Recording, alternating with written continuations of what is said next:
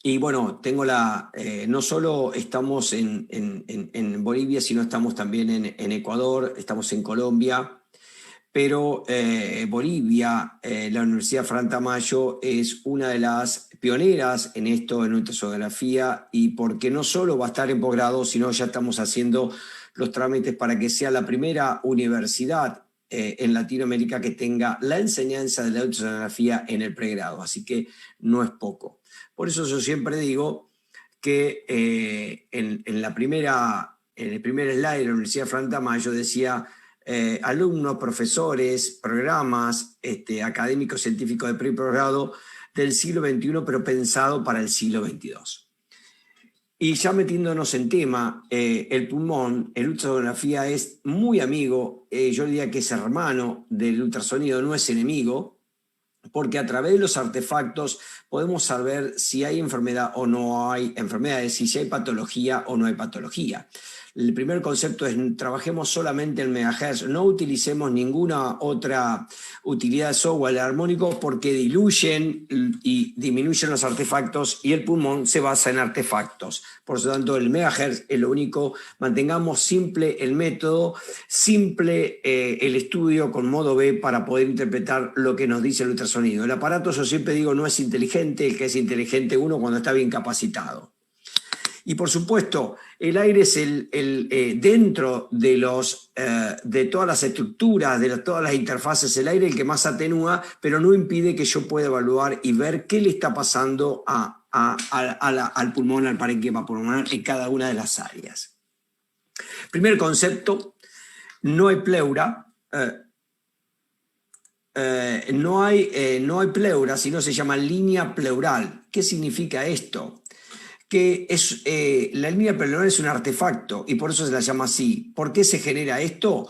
Porque hay una interfaz entre aire y agua. Por lo tanto, la línea pleural es hiperecogénica, se ve bien hiperecogénica, blanquita, para que no manejen, para que no aún no manejan el ultrasonido, y tiene movimiento, tiene sliding, tiene deslizamiento, se mueve. Por lo tanto, si se mueve, significa que el pulmón está ventilado en área. Por lo tanto, otro concepto más que tenemos que tener presente, que su evaluación es cualitativa y no es ni fina ni gruesa, es regular o irregular.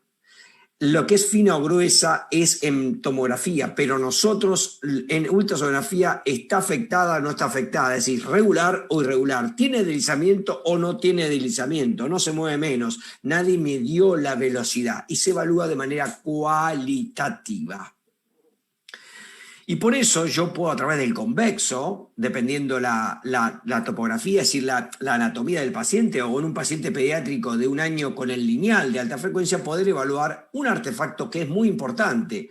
El deslizamiento, el movimiento, pero la línea A. ¿Qué es la línea A? Cuando el ultrasonido encuentra la línea pleural y el pulmón está en equilibrio, 50% de aire, 50% de agua, ese agua está integrada por sistema arterial, venoso, linfático, celularidad, intersticio, va a generar lo que se llama esta reverberancia, como si hubiera muchas pleuras, equidistante de la piel a la línea pleural, por supuesto con el convexo voy a ver más, y se llama patrón A, líneas A.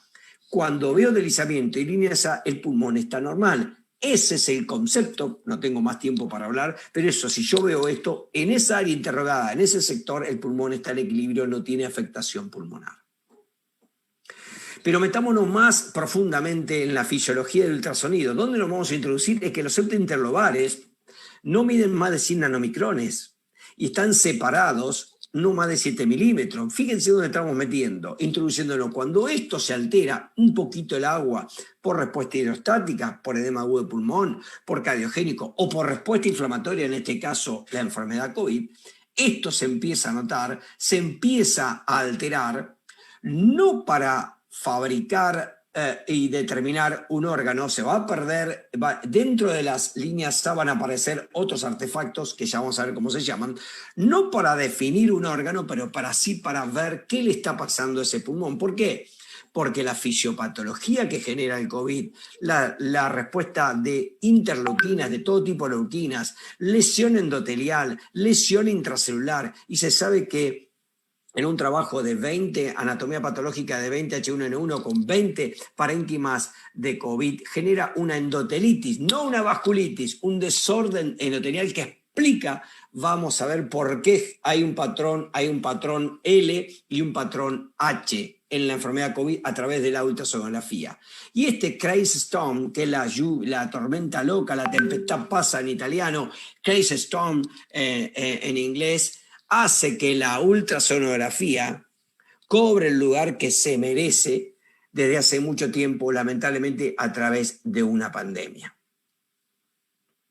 ¿Y qué pasa entonces cuando esta respuesta inflamatoria, los septointervalos, que solamente encontraba aire en equilibrio, 50% de aire, 50% de agua, los septointervalos menor de 100 nanomicrones, empiezan a engrosar por esa respuesta inflamatoria, que no nos va a permitir descubrir un tejido como es un vaso o identificar un hígado o la vena porta o la vena cava, pero sí nos va a permitir describir artefactos que de acuerdo a su composición y cómo los veamos distribuidos en cada una de las regiones del parénquima son las famosas líneas B, señores, que es la línea B, nacen de la línea pleural, tienen que nacer en la línea pleural, eso es definición de línea B, van hasta el fondo de la pantalla, son en cola de cometa, no desaparecen, no se desvanecen y participan tanto de la inspiración como la expiración, es decir, participan de la actividad respiratoria. Y esto es lo que va a generar, por ejemplo, este round trip, porque empieza, fíjense que estos que vemos acá son todos COVID. Puede ser un ejemplo para enfermedad congestiva cardíaca, puede ser un ejemplo de enfermedad artritis reumatoidea, puede ser un ejemplo de esclerodermia con afectación pleural, pero esto es COVID. Fíjense que tengo un pulmón normal, 50% de aire, 50% de agua, y dependiendo del grado de respuesta inflamatoria, de afectación y compromiso, este pulmón, por ejemplo, está menos afectado que este pulmón. ¿Y qué significa y qué concepto estoy introduciendo? No solo me sirve para diagnóstico, sino me sirve para monitoreo de cómo va mi tratamiento en una enfermedad que no tiene droga, que no tiene terapia, como lo tuvimos para el H1N1. Por lo tanto, si mi tratamiento, por ejemplo, estoy con ventilación mecánica o ventilación no invasiva y encuentro esta imagen de gran compromiso y a las 2 horas, 3 horas, 4 horas empiezo a tener esto, significa que mi tratamiento está teniendo respuesta y que mi paciente va bien. Es decir, que es el único método que me permite diagnosticar y monitorizar al mismo tiempo lo que yo estoy haciendo. ¿Y por qué la ultrasonografía? Bueno, porque de la placa de tórax, lamentablemente, ya sabemos que alta sensibilidad y especificidad tiene la ultrasonografía con respecto a la placa de tórax y tanta sensibilidad como la tomografía. Yo no sé acá cuánto es de consolidación, cuánto es de derrame, cuánto es de parémica, cuánto es de vascular, cuánto es de arteria, si hay derrame, si no hay derrame, cuánto hay de consolidación y está sujeta a errores, a interpretación, por lo tanto, un diagnóstico no certero. Y menos aún esto haciéndolo en rayos, si la mayoría esto se hace en placa portátil. La placa portátil tiene una resolución aún mucho más limitada en mi paciente con una sensibilidad por debajo y especificidad por debajo del 35-27%. Por lo tanto, fíjense, la placa de tórax, este es un paciente que me consultan de Ecuador, paciente que no puedo mostrar nombre porque es un paciente importante, un cineasta importante. Entonces, por supuesto, le dije, la ecografía la tengo, pero la placa no decía nada. Fíjense que hay una opacidad acá, una opacidad en la parte izquierda, pero ya tenía una afectación moderada con un porcentaje. Vamos a ver que la tomografía habla en porcentaje, nosotros hablamos en puntos, y por supuesto la ultrasonografía en este paciente habló lo mismo que la tomografía. ¿Qué quiero decir con esto? Que hay que formarse en ultrasonografía. Por supuesto, si no tengo y no estoy informado, me tengo que manejar con la placa de tórax, porque no todos van a poder ir a la tomografía.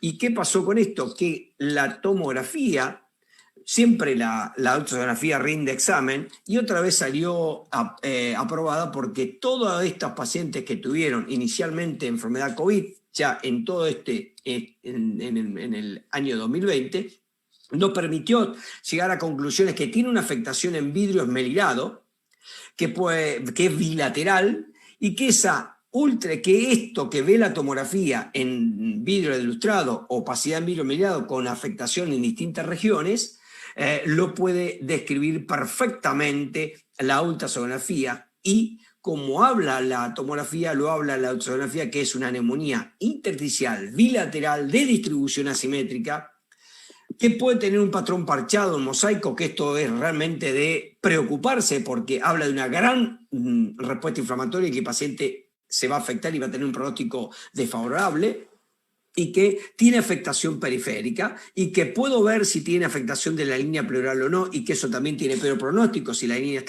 no está afectada o está afectada.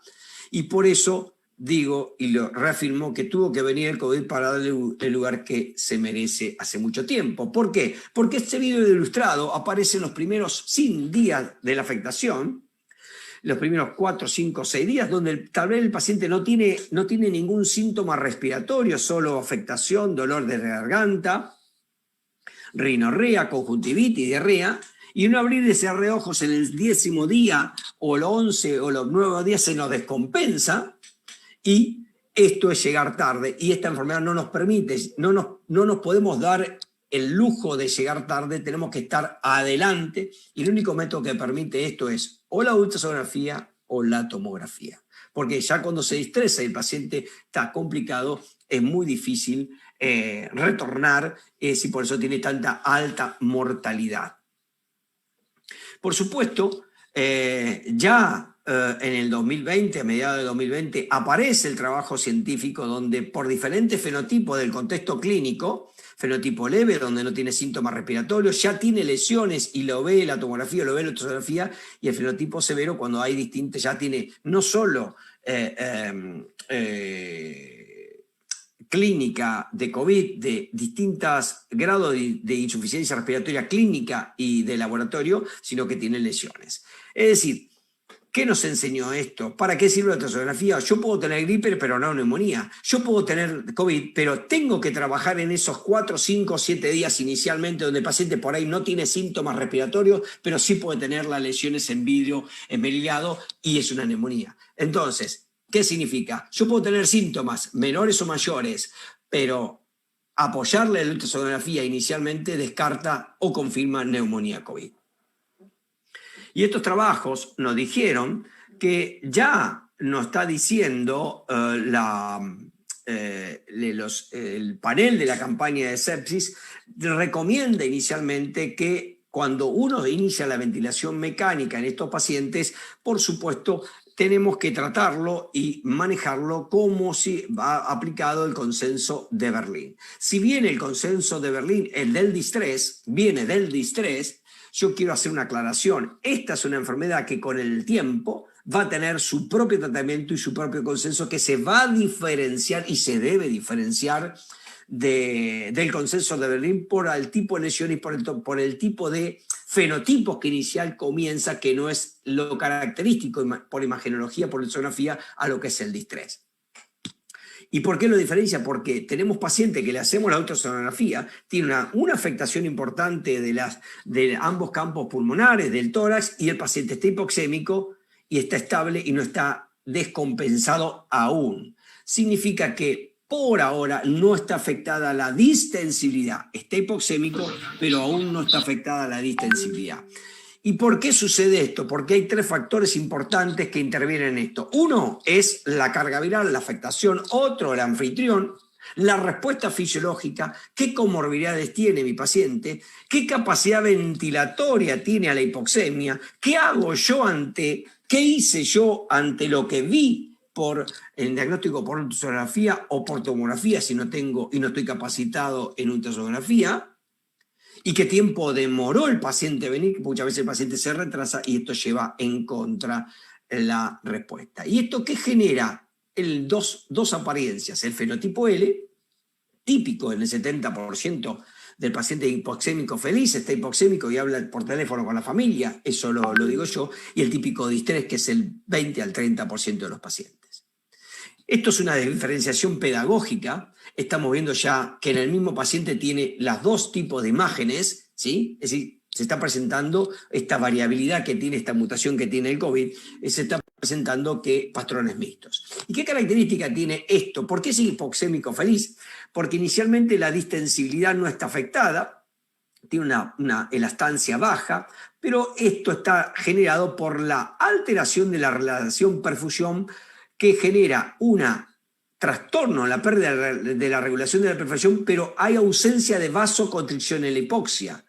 Normalmente en la hipoxia hay vasoconstricción. ¿Qué genera esto? Hay vasodilatación. El COVID genera una vasodilatación específica en el árbol respiratorio, en el sistema arterial respiratorio. Por eso, si uno a través del Doppler pulsado y el Doppler tisular combina las dos PCP, y puedo calcular la PCP, no está alterada inicialmente la presión de enclavamiento pulmonar. Entonces, eso genera que inicialmente tengo una imagen en vídeo de ilustrado, generalizada bilateral, ¿sí? Y esa vasoplejía va a generar con el tiempo, si yo no la trabajo, no le entro con un tratamiento adecuado, va a generar aumento, el edema, va a generar mayor hipoxemia, va a generar una respuesta ventilatoria al paciente, va a aumentar su frecuencia respiratoria, porque se va a tratar de un autopip, va a aumentar su volumen corriente, porque son los mecanismos compensatorios que tiene. Y esto va a generar una presión intratorácica más negativa que a su vez baja la PSO2, que aumenta y agrava toda esa vasodilatación, ese edema, va a generar mayor desplazamiento del aire y mayor predominio de agua. Y esto va a generar que un pulmón que era de baja elastancia va a transformarse en un pulmón de alta elastancia. Y eso lo voy a ver yo únicamente mirando y vigilando permanentemente a través del ultrasonido. ¿Por qué? Porque esto está generando que el paciente se autoinflinja, se autolesione, está demostrado esto, y lo corrobora en la enfermedad de COVID, y termina lamentablemente en un abrir y cerrar de ojos. Por eso en el séptimo, en el noveno día, el paciente se nos descompensa, pero esto estaba sucediendo antes. Aumento de edema, aumenta la presión superpuesta, hay atelectasia por taponamiento, por taponamiento, por la respuesta inflamatoria, por el moco o por que se inunda, hay inundación alveolar, el gas es desplazado y el paciente entra en hipoxemia. ¿Y cuáles son estos patrones que yo voy a ver? ¿Y cómo lo voy a revisar? Bueno, rápidamente en ejecución, el pulmón, el tórax se divide en la parte anterior por una línea imaginaria que une las dos tetillas, la zona 1 y 2 se va a llamar, y una línea imaginaria, línea axilar anterior, zona 3 y 4. Entonces, cada zona anterior y lateral, derecha y izquierda, tiene una 1, 2, 3 y 4, que vamos a hacer ventanas oblicuas, que es la mejor para... ¿Por qué oblicuo y no transversal? Porque no existe la transversalidad del pulmón, porque me tengo que poner paralelo a los espacios intercostales y puedo ver perfectamente todo lo que pasa en cada espacio intercostal, recorriéndolo del esternón hasta la línea axilar anterior, y por supuesto la zona 3 y la zona 4. Y la zona 5 se va a revisar, lamentablemente va a ser longitudinal. La zona 5, ¿por qué? Porque tengo columna y ahí a un lado tengo el borde interno de la escápula. Y si abajo ya cuando me libero de la escápula puedo hacer la ventana oblicua. Entonces tengo 12 regiones para investigar, y recuerden, la zona 1 y 2, derecha e izquierda, y la 3, derecha e izquierda, son zonas no dependientes de líquido. Lo peor que puede pasar es que estas zonas que no son dependientes de líquido estén afectadas. Y eso vamos a hablar por qué, cuándo y cómo pronar. Y esto, que es todo, va a ser en tomografía, va a ser vidrio esmerilado, ¿sí? La ultrasonografía lo ve por distinto agrupamiento de líneas B. Ya vamos a ver, línea B coalescentes, poco coalescentes, muy coalescentes, y hay algo muy característico que inicialmente no es típico del COVID, pero que se presenta y es característico del COVID, y que habla, si está presente, alta probabilidad, más el contexto clínico, que mi paciente esté en presencia de una enfermedad COVID. ¿Y qué descubrimos? Que la tomografía habla de porcentaje de afectación de pulmón, de afectación leve, moderado, severo, un porcentaje. Nosotros medimos por puntos. Un trabajo que se hizo en Israel, un trabajo que se hizo en Francia, donde a través del puntaje de acuerdo al agrupamiento de la línea B y presencia de consolidación, había un score leve, moderado y severo. ¿Y qué demostraron estos trabajos que se hicieron tanto en emergencia como en terapia intensiva o en unidades COVID? demostraron que cuando el paciente estaba en score moderado o severo, eran más hiposémicos, lamentablemente iban a ir a la inestabilidad, iban a estar vasopresores, sustancias vasoactivas, iban a requerir más tiempo y complicaciones en ventilación mecánica, coincidía con la puntuación del SOFA alto y con el deterioro clínico y el deterioro de la PAFI del paciente. Y sobre todo, cuando estaban afectadas las zonas no dependientes de líquido, que es las zonas anteriores 1, 2 y 3. Y el score que define neumonía grave, COVID, neumonía intersticial lateral, es 18 puntos para arriba. De 8 puntos a 17 es moderada, y ahí es donde tengo que trabajar, porque en un abrir y cerrar de ojo, moderado severo es rápido, y de esa manera la sensibilidad y la especificidad es muy buena. Y vuelvo a repetir, el porcentaje, por ejemplo, porcentaje de 60-75% en tomografía, para nosotros va a ser 18, 20 o 23 puntos, que es neumonía grave para COVID. Y demostraron que tenían mayor porcentaje, mayor o igual de 18, mayor mortalidad, mayor necesidad de ventilación mecánica que con respecto a los que tenían menor de 18 puntos. Y una característica del COVID, que no es específica del COVID, pero es característica, es el famoso haz de luz. Distintas formas de agrupamiento de línea B que nacen de la línea pleural que prende y apaga. Otros lo llamaron, en Barcelona lo llaman la luz del faro de la costa, Beerline en inglés, aparece y desaparece, ven, como pueden ver ahí, prende y apaga, y detrás veo líneas A. Esto es característico de COVID, señores. No es específico. Lo veo yo, lo veo en artritis reumatoidea, lo puedo ver en esclerodermia, pero es típico, es característico, mejor dicho, el característico de los primeros 7 días del video ilustrado que aparezca el haz de luz.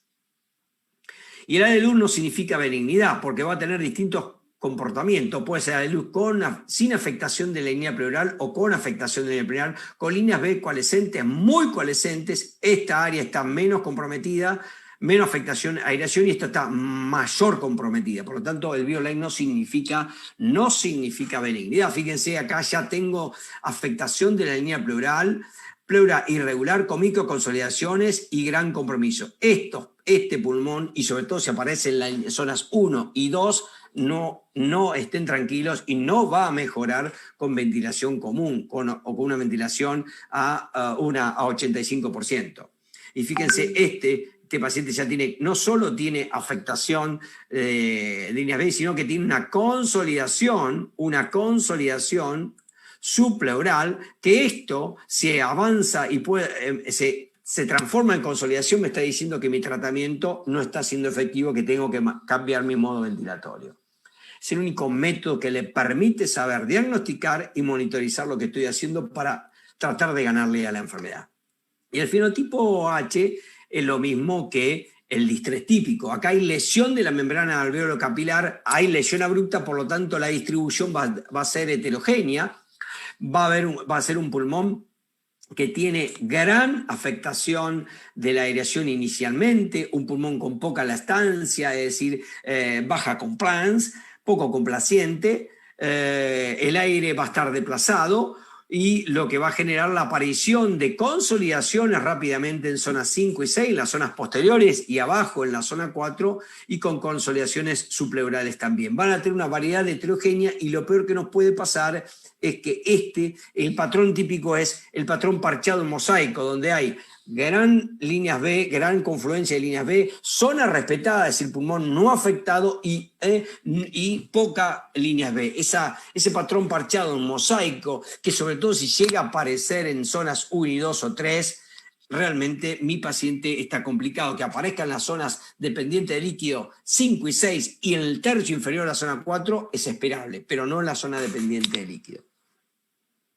Por lo tanto, este es el fenotipo H típico, consolidaciones y el patrón parchado. Fíjense, acá es típico, característico de verlo, puedo ver acá zonas muy confluentes de líneas B, zonas respetadas, que las zonas que se ven negritas, hipocogénicas y poco afectadas. Y este paciente, por ejemplo, tiene afectación de las 1, 2 y 3, y ya vamos a ver cómo se ventilan cada uno, ¿no? No es lo mismo que tenga la afectación de zonas anteriores que no la tenga. Pero ¿qué quiero decir con esto? Esto prácticamente es una división pedagógica, porque hoy estamos viendo pacientes que en el mismo pulmón, ya vamos a ver con un caso clínico, en las mismas áreas, en una zona 1 tiene un patrón y en una zona 2 tiene otro patrón. Pero si fuera un patrón L, por ejemplo, este paciente, la tomografía habla con afectación de zona posteriores, zona 6 derecha, zona 1 derecha. Esto lo habla con líneas B poco confluentes o muy confluentes. Acá habla en viromelirado y con un porcentaje. Este paciente después en 7 días, en un abrir y cerrar de ojos, se transforma en un patrón H. Entonces, ¿qué quiero decir? Ojo, lo que me está diciendo el ultrasonido que puedo seguir, que yo tengo un patrón L, pero de L a H, o que combine las dos cosas, puede aparecer un abrir y cerrar de ojos y tengo que estar atento. ¿Y qué es lo que tengo que estar atento? Es si las zonas anteriores, 1, 2 y 3, están afectadas o están mejorando la capacidad de reclutamiento. Y para eso vamos a desarrollar el consenso de Berlín aplicado a los consensos internacionales que hoy tenemos, que nos están orientando de cómo tenemos y debemos tratar al paciente COVID cuando tiene afectación de las zonas anteriores y cuando no están afectadas las zonas anteriores. Por ejemplo, el consenso de Berlín debería incorporar la ultrasonografía. Hoy nos estamos manejando con la placa de tórax y sabemos que tiene poca sensibilidad y especificidad.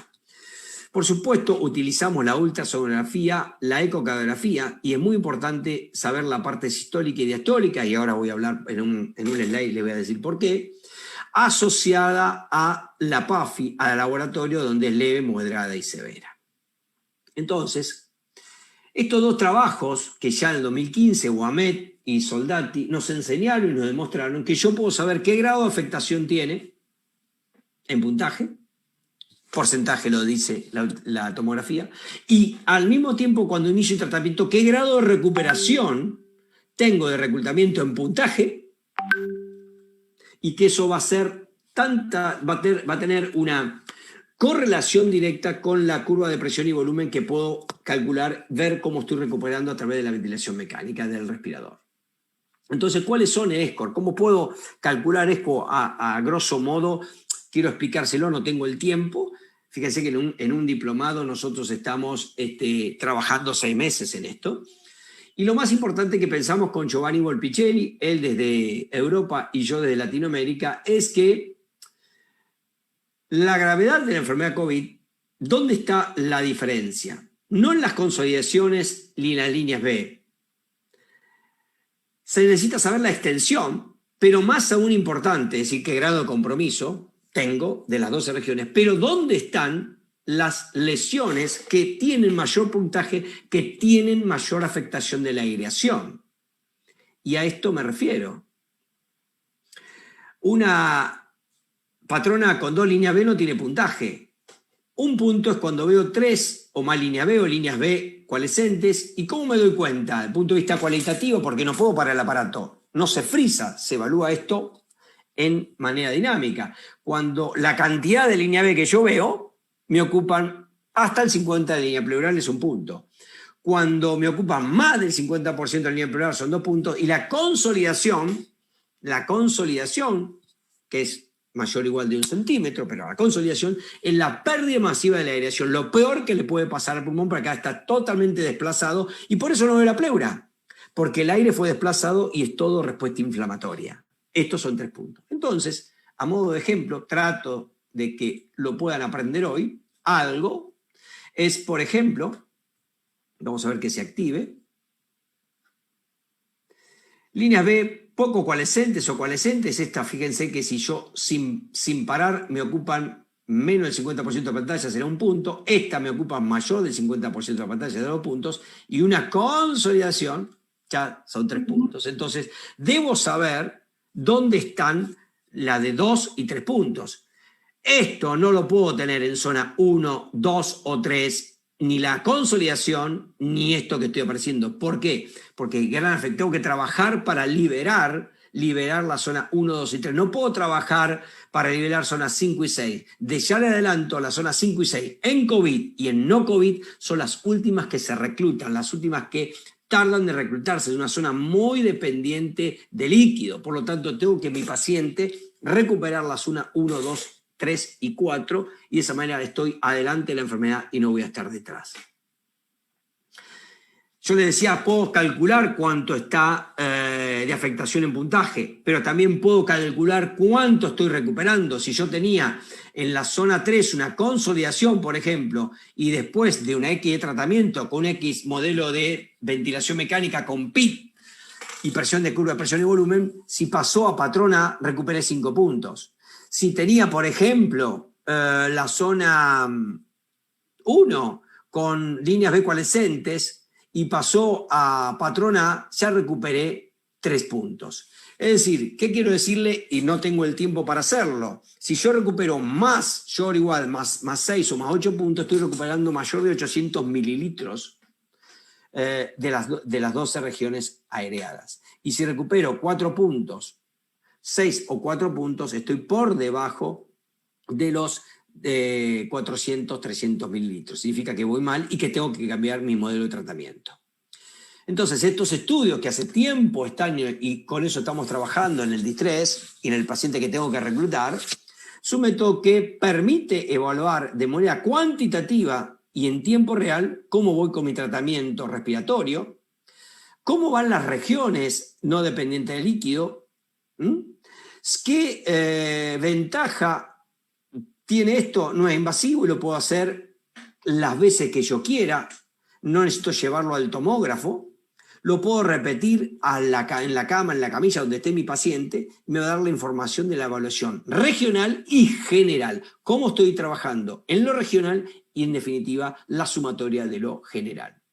Y de esa manera puedo estar sabiendo cómo mejoro. Lo que sí no me permite es saber la hipersuflación. Ojo, por eso la PIT, no puedo saber si la PIT que le estoy poniendo voy a hacer neumotora. Por eso no trabajen nunca para recuperar la 5 y la 6. Trabajemos la PIT para recuperar la zona 1, 2, 3 y 4 y después vemos cuándo y cómo programamos al paciente. Pero no podemos dejar de mirar solamente pulmón. Debemos mirar todo integralmente. Para eso está un diplomado de ultrasonografía. Pulmón, yo puedo saber con el corazón, evaluando corazón, función cualitativa y cuantitativa, y con Doppler, si responde a fluidos, pero si tolera o soporta, es el pulmón.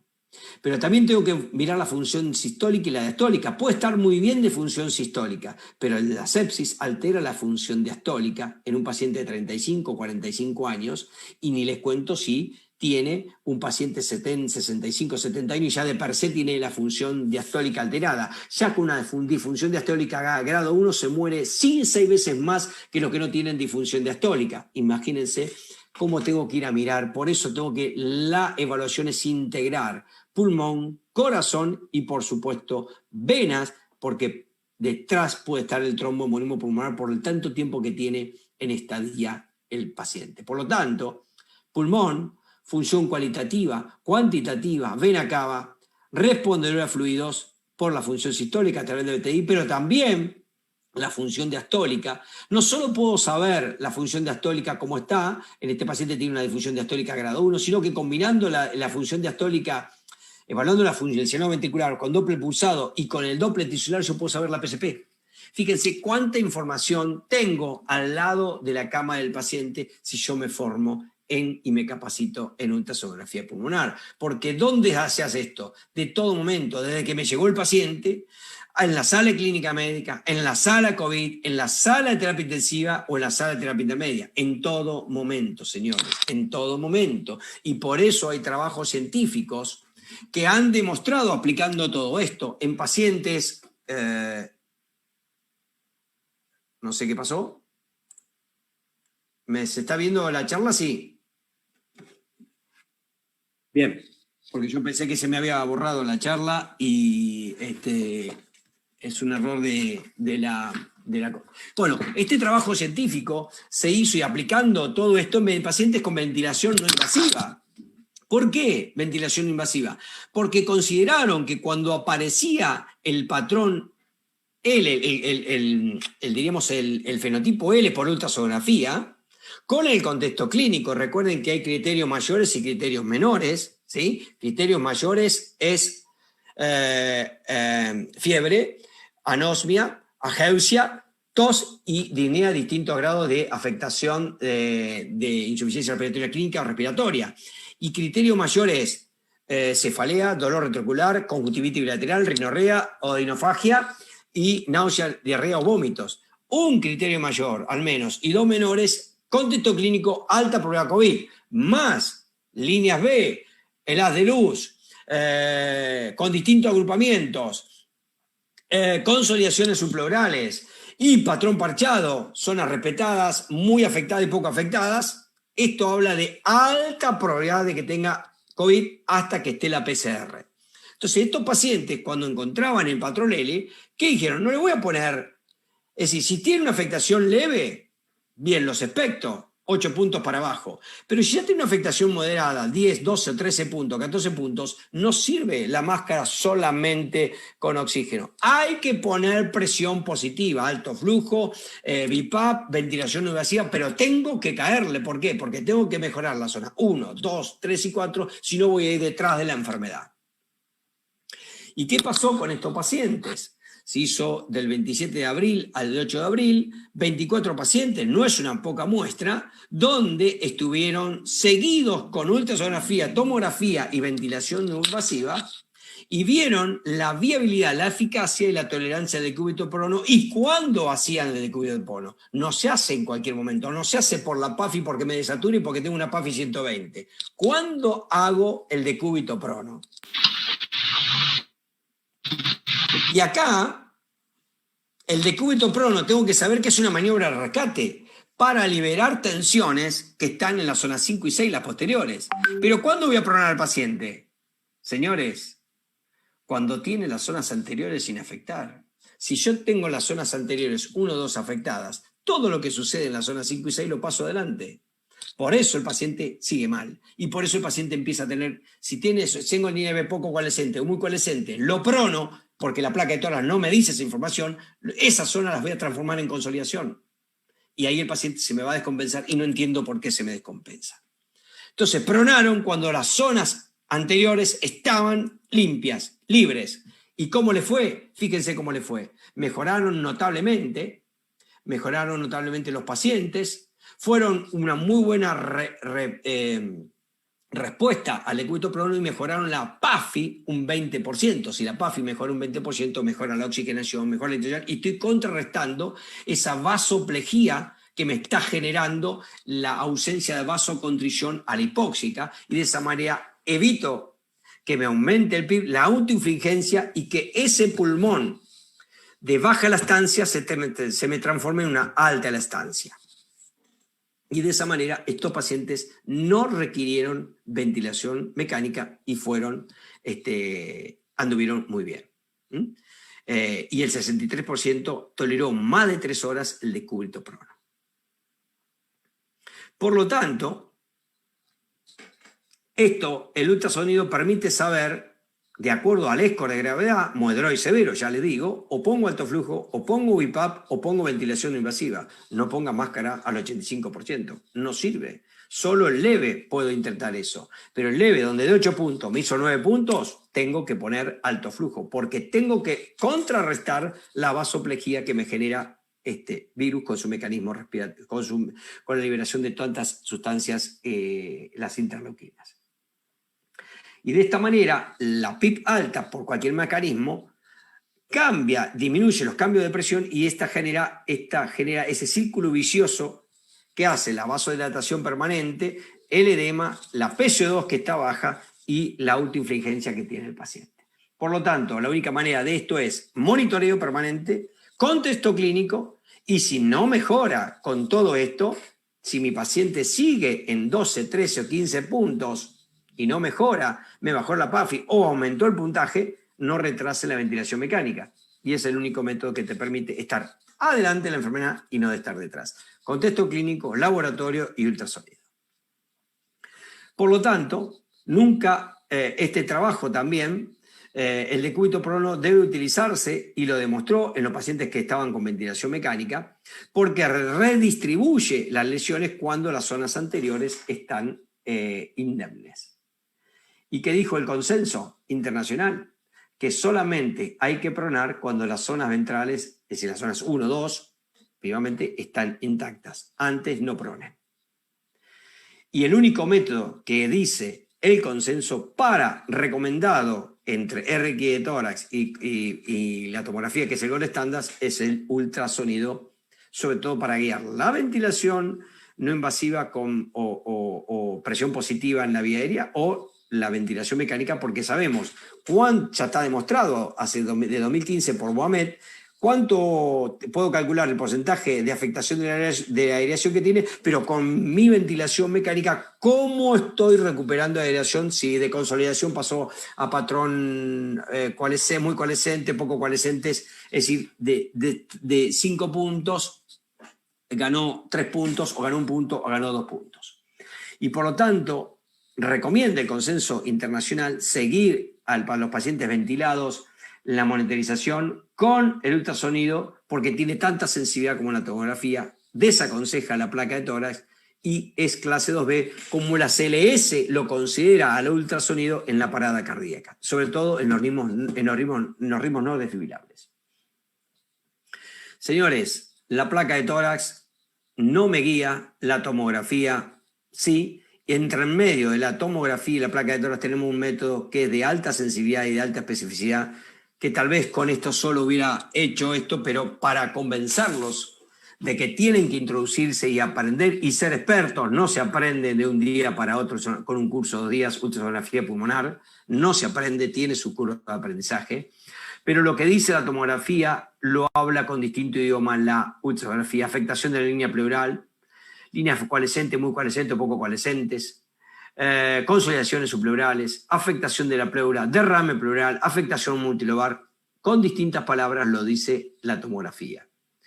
Y lo mismo, acá tienen un ejemplo: afectación por tomografía con poco porcentaje, líneas B poco coalescentes, gran porcentaje, líneas B muy coalescentes, patrón parchado, ya acá va a haber, acá la pleura está afectada, la pleura es irregular, acá la tomografía va a decir que la pleura es gruesa, que está afectada, que los septos interrogales están gruesos, que hay zonas muy afectadas, poco afectadas, el patrón mosaico. Esto lo vamos a ver de la misma manera en ultrasonografía. O sea que, fíjense, le estoy dando ejemplo, cómo en las 12 regiones, la 6 de un lado derecho y la 6 izquierdo, lo que dice la tomografía lo habla con distinto idioma la ultrasonografía. ¿Y cuál es el idioma que tienen en común con distintas palabras?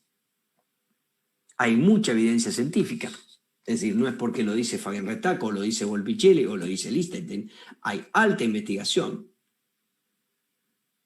Lo que lo dicen es que la tomografía dice apariencia típica de COVID, y nosotros decimos alta probabilidad de COVID con contexto clínico, criterios mayores, criterios menores, y lo que veo por imagenología de ultrasonografía, apariencia indeterminada. ¿Y qué dice la ultrasonografía? Y puede ser un COVID, puede ser, corresponde, pero mientras tanto lo aíslo y lo pongo y lo vigilo. Apariencia típica, esto no es COVID, corresponde, busque otro diagnóstico, y es negativo, y la ultrasonografía dice baja probabilidad, esto no es COVID. Y en porcentaje de afectación dice porcentaje de la tomografía, y nosotros hablamos de puntos. La tomografía te va a hablar por encima del 50%, una afectación moderada, o moderada grave, y nosotros decimos mayor o igual a 18 puntos, es una neumonía grave para COVID. Por lo tanto, la única manera de ser operadores capacitados, porque todo en las ciencias médicas es operador dependiente. Para interpretar un electro tuvimos que aprender qué es un ritmo sinusal. Para interpretar un bloqueo AB de primer grado, un bloqueo de AB de segundo grado, MOVI tipo 1, MOVI tipo 2, tuvieron que aprenderlo, diferenciarlo de un bloqueo AB de tercer grado. Interpretar gases en sangre, interpretar el delta P, la CO2 venosa menos la CO2 arterial. Si es menos de 6, hay una buena perfusión periférica. Si es más de 6, hay una alteración en la perfusión periférica. Todo es operador dependiente. Por lo tanto, lo único que tenemos que hacer es entrenarnos, capacitarnos y darnos el tiempo para la curva de aprendizaje que tiene este método. Diagnóstico y monitoreo. Es el único método que te permite diagnosticar y ver cómo va tu tratamiento. Ahora voy a empezar con un caso clínico que me consultaron en un hospital de Ecuador, y ya pueden empezar a hacer las preguntas para poder evacuarlas después. Esta paciente tiene 57 años, por supuesto, era el segundo día que llevaba internación en el servicio de emergencias. Por supuesto, a interrogarle el criterio mayor que tenía, de los criterios mayores tenía pérdida de olfato, pérdida de gusto, fiebre y por supuesto tenía una disnea clase funcional 3. O sea que de los criterios mayores al menos uno tenían casi todos. Y por supuesto los criterios menores tenía cefalea, fiebre, astenia, mialgia y nada más. O sea que el contexto clínico tenía de alta probabilidad COVID. El médico la había pronado porque desaturaba. Es decir, porque desaturaba y tenía una PAFI baja. Y estaba con una FIO2 al 50, primero al 50 y después le había puesto al 85%. Es decir, no estaba con presión, ningún tipo de presión positiva en la vía aérea, ni alto flujo, ni BiPAP, ni ventilación no invasiva. Así trabajamos en el diplomado, en los diplomados diagnóstico, identifique cada zona qué patrón presenta a los alumnos, es decir, damos la clase y después, por supuesto, practicamos sobre casos clínicos durante todo el mes de acuerdo al módulo que dimos. Cuantificamos el ESCO, la aireación, qué score tiene y qué tratamiento le pondríamos, y si le hubiéramos pronado.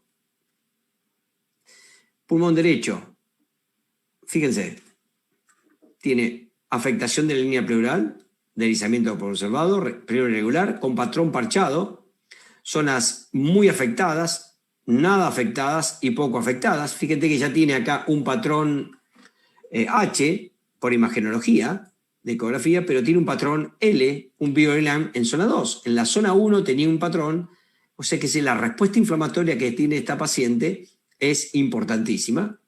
Y con una máscara al 85%, esto no va a funcionar porque la vasoplejía está presente. Y zona 1 y 2 derecha ya la tiene afectada. Fíjense la zona 3 derecha cómo está afectada. Es un pulmón blanco con afectación de línea pleural.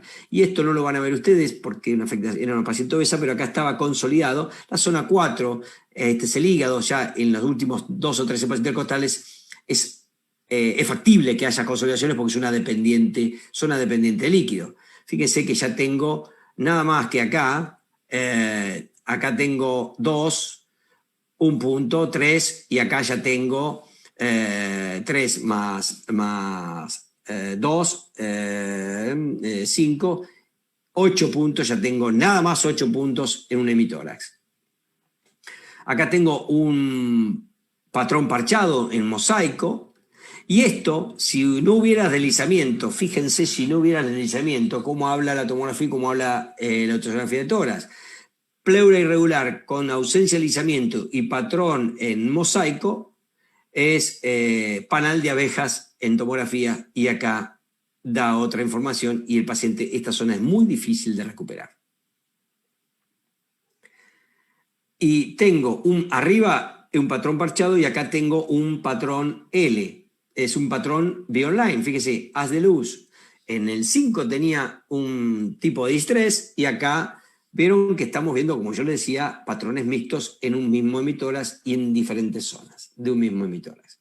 ¿Qué afectación tenía? Ya tenía 12 puntos, señores. Moderado, y la habían pronado y estaba con una máscara al 85%. Pulmón izquierdo, BioLines. Pleura irregular, consolidación subpleural chiquitita, ahí la ven, y 2 puntos. Zona 2, BioLine. Zona 3, otro haz de luz, con microconsolidaciones, ya se está afectando la pleura, veo líneas abajo, y acá prácticamente tengo un pulmón blanco. La zona 5, esto habla otro haz de luz, fíjense, prende y apaga, pero esto, un abrir y cerrar de ojos, se va a transformar con la respuesta inflamatoria, va a bajar la compliance y se va a transformar en un patrón mosaico parchado.